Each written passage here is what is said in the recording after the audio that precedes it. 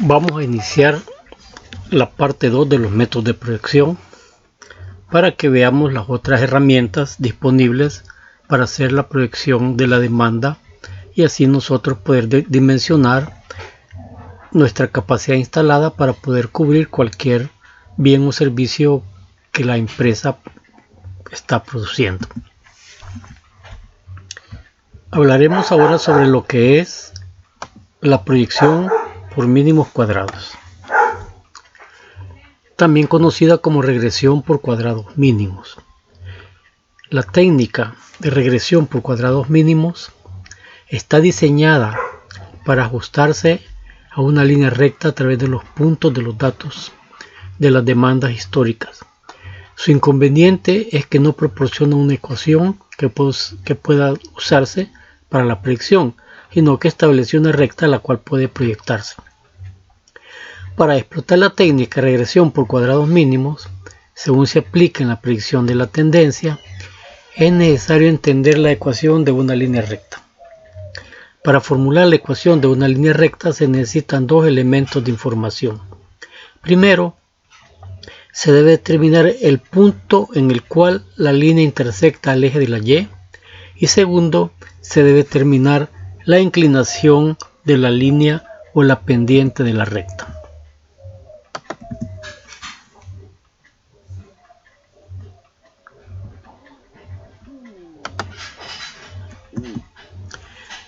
La ecuación tradicional de una línea recta se expresa como sigue, donde Y es igual a A más B por X, donde Y es la variable dependiente para la cual se hace la predicción, A es el punto de intersección de la línea expresada como el aumento de unidades de Y para un aumento de unidades de X, B es la pendiente de la línea. X son las unidades de la variable independiente. La técnica se utiliza para acomodar una línea recta a través de los datos reunidos de manera que las desviaciones de la media aritmética y el promedio sean minimizados. El procedimiento para calcular la línea de regresión por cuadrados mínimos se los explico a continuación. Primero pues lo vamos a entender de una manera manual, porque esta forma de hacer proyecciones de la demanda, como es una técnica muy utilizada a nivel mundial, Excel dedica una parte importante a ellos en la parte de funciones. En la parte de funciones en Excel pues encontramos nosotros que existe pues la función proyección, y entre la función proyección vamos a encontrar la de mínimos cuadrados. Pero esto lo vamos a hacer a pie, así es que entendamos primero el procedimiento. Vamos entonces a construir una tabla que tenga los siguientes encabezados de columnas. Los datos pueden ser en años o meses, o el periodo de tiempo que nosotros querramos determinar para proyectar. X es igual a las desviaciones de determinados años desde el año del punto medio, expresado como enteros positivos y negativos. Esto quiere decir pues que los datos van a tener un punto medio. Por eso es importante que el número de datos que vamos a utilizar en la proyección sean datos impares, ya que los datos impares tienen al centro siempre un dato que es equidistante de los dos puntos extremos de la cantidad de datos. Cuando tenemos datos pares, por facilidad del proceso de cálculo eliminamos el dato más antiguo y entonces nos quedamos siempre con un dato impar. Y es el valor de los datos a proyectar de un año dado expresado en unidades, puede ser en cantidades, en valores, y esto lo vamos a tener de nuestras estadísticas, ya sea de producción o de ventas, donde vamos a tener pues las unidades que se venden por mes, las unidades que se venden por año, los valores vendidos el año pasado, los valores vendidos el año actual. Vamos a tener pues unidades que son datos estadísticos de la empresa. La columna XY está formada por el producto de multiplicar las desviaciones o valores de X por los valores de los años de los datos de los años establecidos, que son los y. X cuadrada es la otra columna donde vamos a multiplicar las desviaciones pues elevadas al cuadrado. Luego que hayamos construido la tabla, vamos a sumar todas las columnas hasta el final de esta tabla. Vamos a encontrar lo que es la suma de y, la suma de xy, la suma de x cuadrado y la suma de los datos que intervienen en hacer la proyección. Luego vamos a identificar el valor de A, que es el punto de intersección de la recta con el eje y el valor de B, que es la pendiente de la línea, con las siguientes fórmulas. A va a ser igual a la suma de y entre n y B va a ser igual a la suma de xy entre la suma de x cuadrado. Usando cualquiera de los dos valores de x, vamos a encontrar los valores correspondientes para y. Vamos a trazar estos puntos y luego trazar una recta a través de ellos. Esto proporciona una representación gráfica de la línea de regresión de los cuadrados mínimos, y la ecuación de la línea recta será y es igual a A más bx. Veamos esto ya en un cuadro. Tenemos aquí que tenemos 11 datos desde el año 2006 hasta el año 2016. Son 11 datos. Como pueden ver, son datos impares. En el centro de los datos, vamos nosotros a establecer el valor de 0. Y luego pues vamos a empezar a subir hacia arriba con datos negativos y vamos a empezar hacia abajo con los datos positivos. Los valores de y los hemos tomado de las estadísticas empresariales. Y los valores de xy vienen de multiplicar el valor de x por el valor de y. Nos damos cuenta que vamos a encontrar valores positivos y valores negativos y valores positivos. Esto pues significa que al sumar la columna xy vamos a obtener pues una suma algebraica.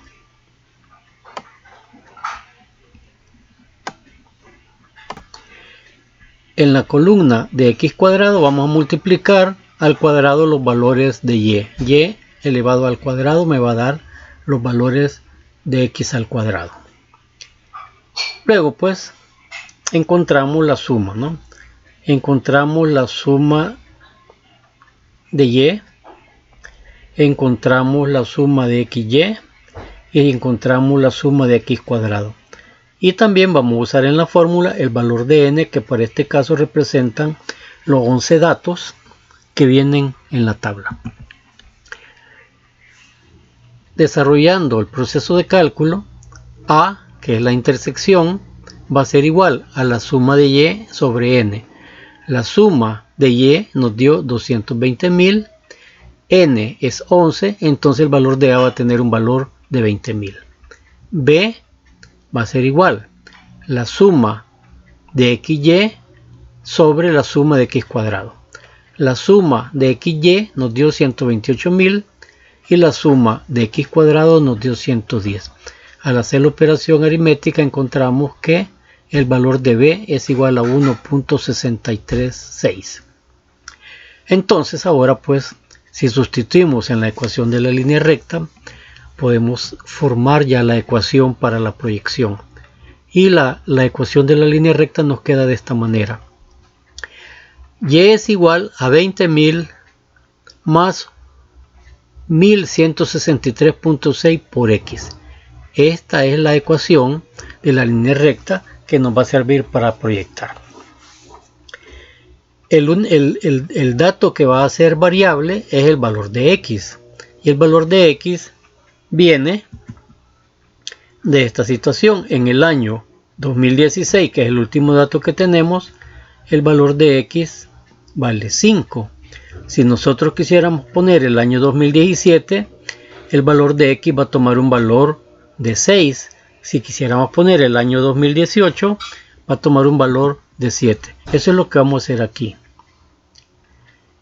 Al sustituir en la ecuación de la línea recta que es igual a y es igual a más bx, que con los datos obtenidos es 20.000 más 1163.6, el valor de x a sustituir es 6 y nos da un valor de 26.981. Cuando x vale 6, el dato pues nos da, cuando x vale 6, el dato me da 26.981. Cuando x vale 7, el dato me da 28.145. Cuando x vale 8, el dato me da 29.304. Cuando x vale 9, el valor de y es igual a 30.467. Estos son ya las proyecciones de los próximos 4 años que hemos tenido. Quiere decir esto, que para hacer las proyecciones vamos a basarnos en la misma línea recta. No vamos a estar construyendo una nueva línea recta para cada una de las proyecciones, sino que la misma ecuación encontrada en la línea recta es la que vamos a utilizar para realizar las siguientes proyecciones. Lo importante de recordar es que hay que mantener n impar y recordar el último valor de x, ya que de aquí inicia la proyección. Otra de las técnicas es el factor de crecimiento. Los métodos anteriores al final requieren gran cantidad de cálculos para poner al día las cifras. Esto se reduce con la utilización de la regresión por factor de crecimiento. Esto evita algunos problemas asociados con el uso de promedios móviles para mantener la estabilidad de la predicción o para controlar los efectos de las fluctuaciones, recomendada para portafolios amplios de productos. Esta nivelación exponencial o por factor de crecimiento pues va a ser utilizada en aquellas empresas que tienen una serie de portafolios o una cantidad de productos grandes donde ponerse a hacer la proyección de la demanda es bastante difícil. El método utiliza una demanda real y un factor alfa. Este método acelera los registros y no depende de los registros históricos, sino que depende de una información histórica para hacer las proyecciones. La nueva predicción va a ser igual el promedio de registros históricos por el factor de crecimiento. Por ejemplo, si el promedio histórico es 100 y el factor de crecimiento es 20%, o sea, la empresa ha establecido un crecimiento de 20%, el factor alfa se convierte en 1.20. Entonces la nueva predicción van a ser los 100 de la proyección histórica multiplicado por alfa y nos va a dar 1.20. O sea que el nuevo dato de predicción cambia de 100 a 120. El valor alfa puede tomar valores desde 0 hasta n. También puede convertirse en un factor de decrecimiento dándole un factor negativo. Por ejemplo, menos 10% significa un alfa de 0.9 restado de 1. Veamos con esta tabla la forma de hacer este tipo de proyección. Tenemos pues aquí la columna donde está la cantidad de productos que vamos a proyectar. Aquí tenemos las ventas en unidades o en valores, no importa, depende de la proyección que nosotros estamos haciendo de los diferentes artículos. Nos va a dar pues las ventas mensuales o semestrales, en este caso semestrales, de lo que se ha vendido el artículo, y sacamos un mes promedio. Dividiendo las ventas del semestre, las dividimos entre 6 y obtenemos pues un promedio. Obtenido todos los promedios de los diferentes productos, ahora aplicamos el factor de crecimiento. Por ejemplo, para el producto A, que tuvo una venta semestral de 3.000 unidades y que su mes promedio de ventas es de 500 y le hemos puesto un factor de crecimiento de 1.3, significa que este producto lo estamos haciendo crecer 30%. Entonces, el nuevo promedio va a ser igual a multiplicar 500 por 1.3, me va a dar 650. Veamos otro caso, veamos el producto E. El producto E ha tenido unas ventas semestrales de 7.000 unidades y un promedio en los 6 meses de 1.167 unidades. Pero aquí nosotros queremos duplicar las ventas. Por eso ponemos un factor de crecimiento de 2.0 y multiplicando el promedio por el 2.0 nos da el dato de 2.334. Y así podemos ir nosotros imaginándonos un factor de crecimiento para cada uno de los productos. Por ejemplo, tenemos aquí el caso del producto H. El producto H tiene un factor de crecimiento de 0.5. Significa que va a decrecer en 50%. Entonces, el mes promedio de los últimos 6 meses, que es de 2.834 unidades, multiplicada por el factor de crecimiento, me va a dar a 0.5. O sea, el nuevo promedio va a ser 1.417. Calculado el nuevo promedio, que consiste en multiplicar el promedio histórico por el factor de crecimiento, eso nos da el nuevo promedio. Podemos hacer la proyección a los meses que nosotros queramos. Podemos multiplicar este nuevo promedio por 3 si queremos hacerla trimestralmente, por 6 si la queremos hacer semestralmente. Para el ejemplo, la proyección se ha hecho para 12 meses. Hemos multiplicado el nuevo promedio por 12 meses porque estamos en estos momentos construyendo el presupuesto de ventas del próximo año. El modelo de demanda cíclica o de temporalidad es otro sistema para poder hacer la proyección de la demanda. Requiere un enfoque modificado. Una de las técnicas útiles en este caso es usar índices de demanda por cada mes como puntos de partida. Se examinan los modelos de las ventas mensuales por 2 o más años anteriores y en base a estos datos se puede calcular las cifras de las ventas promedio para cada mes. Entendamos entonces qué es la predicción de la temporalidad. Estamos ante productos que tienen ventas temporales bien marcadas, como árboles navideños en Navidad, flores el Día de la Madre, chocolates el Día de los Enamorados, y en fin, útiles escolares al inicio del año. Son, productos que tienen una temporalidad bien marcada. Entonces, ¿en qué consiste la técnica? Primero, lo que vamos a hacer es construir una tabla con los meses de enero a diciembre y con los datos vendidos mes a mes de cada uno de los años. Para este caso estamos utilizando 3 años de datos base. Por ejemplo, en enero, en el 2010 se vendieron 5 unidades, en el 2011 se vendieron 4 y en el 2012 se vendieron 6. La suma de estos 3 años dividido entre 3 me da mi promedio de ventas. Y vamos a empezar calculando el promedio de ventas, que empiezan a darse cifras que se mantienen subiendo en algunos de los meses, como por ejemplo en el mes de junio, en el mes de julio y especialmente en el mes de agosto, se ve como las cifras suben. Entonces, eso significa que esos meses en los últimos 3 años han dado esta estacionalidad de la demanda. Y siendo el más importante el mes de agosto. O sea, que es un producto que en el mes de agosto se vende en bastantes unidades. Y eso lo demuestran los 3 años de datos históricos, donde podemos ver que en agosto del 2010 se vendieron 40, en agosto del 2011 se vendieron 55 y en agosto del 2012 se vendieron 55 unidades. Luego,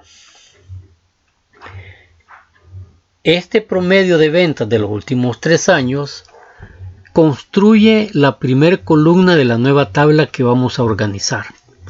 Entonces trasladamos a la primera columna todos los datos de los 12 meses del promedio de ventas de los últimos 3 años y nos encontramos que en el mes de agosto aparece siempre el mismo 50, que es el mes en que más se vende.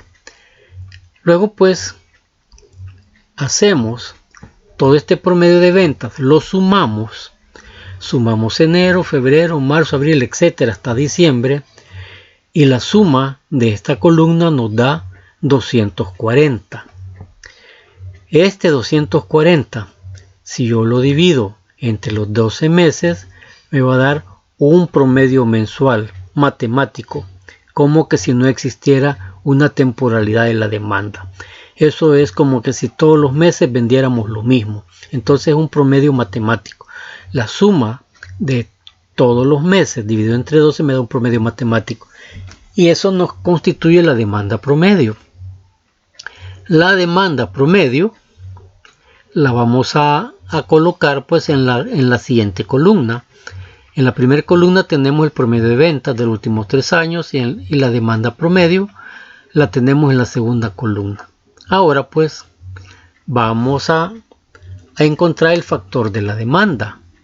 Vamos a dividir el promedio entre la demanda promedio. Para enero, por ejemplo, vamos a dividir 5 entre 20, me va a dar 0.25. Para febrero, 10 entre 20 me va a dar 0.50. Y así vamos a ir dando pues cada uno de la división de cada mes promedio entre la demanda promedio me va a dar de un factor. Ahora pues imaginémonos nosotros que queremos crecer un 40% de crecimiento. Y eso lo tenemos aquí. Vamos a decir que vamos a crecer 40% de crecimiento. Entonces, la demanda promedio que tenemos, que es 20, le agregamos un 40%, entonces estamos nosotros obteniendo el valor de 28. Este es la demanda promedio con un factor de crecimiento para el próximo año. Entonces, de enero a diciembre, vamos a obtener que todos los meses han crecido un 40%. De 20 pasamos a 28. Y lo que hacemos ahora, multiplicamos el factor por este crecimiento. 0.25 por 28 me da 7. 1 por 28 me da 28. 2 por 28 me da 56. Aquí tenemos nosotros ya la proyección de la demanda. Y como podemos ver, para el próximo año, la demanda en el mes de agosto va a ser de 70. Y teníamos calculado que el promedio de los últimos 3 años de 50, hoy va a crecer a 70. Y esa es pues la forma de utilizar esta metodología de calcular pues las técnicas de proyección por la temporalidad. Entonces recapitulemos. En esta parte hemos revisado, digamos, lo que es el crecimiento o el cálculo de la proyección por mínimos cuadrados, por el factor alfa de crecimiento y ahora pues por la temporalidad de la demanda. La proyección de la temporalidad nos va a dar el crecimiento esperado. Y este crecimiento esperado es determinado por el responsable de hacer la proyección de acuerdo a la historia del crecimiento, ¿no? ¿Cuánto vamos a crecer? Pues bueno, pues vamos a crecer el otro año 10%, o vamos a crecer 15%, 20%, 30%, o vamos a irnos al doble. O vamos a decrecer 50%, vamos a decrecer 10%. No importa lo que nosotros estemos determinando para el crecimiento o decrecimiento de la demanda. Lo importante es establecer ese factor. Y el factor pues lo vamos a establecer como el porcentaje de crecimiento. Entonces al promedio de venta en los últimos años le vamos a calcular el factor de crecimiento predeterminado, que puede ser cualquiera, y entonces vamos a obtener pues el dato a utilizar en la tabla. Con esto estamos dando pues por terminada esta clase. Espero que todas las dudas las vayan apuntando, porque las estaremos revisando pues en un conversatorio, un chat que tendremos pues en el día de la clase. Adiós.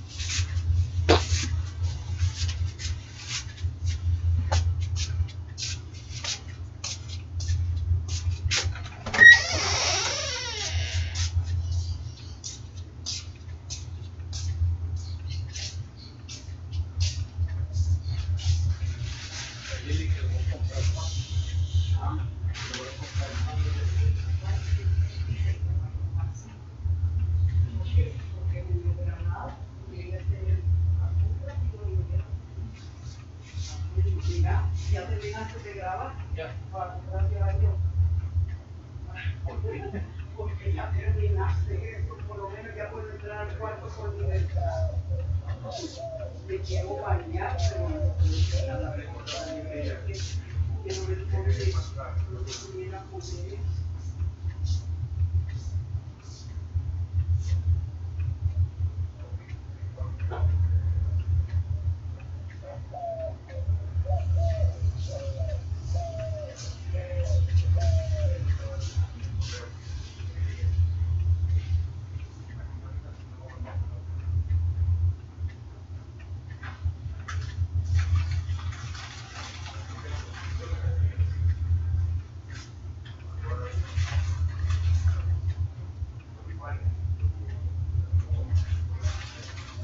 Mira, esta botella la voy a botar, Oscar. ¿Cuál?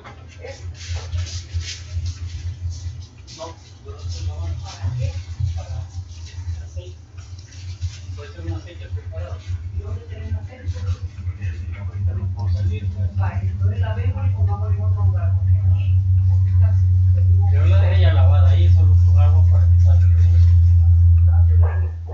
yo ahorita quiero salir de las mascarillas, que no hay donde entenderlas aquí. Las moscas es para que yo le pongo y le dice a ir a parar ahí, no conviene. Porque es que de arriba, pero yo arriba. Ponerle una manta encima.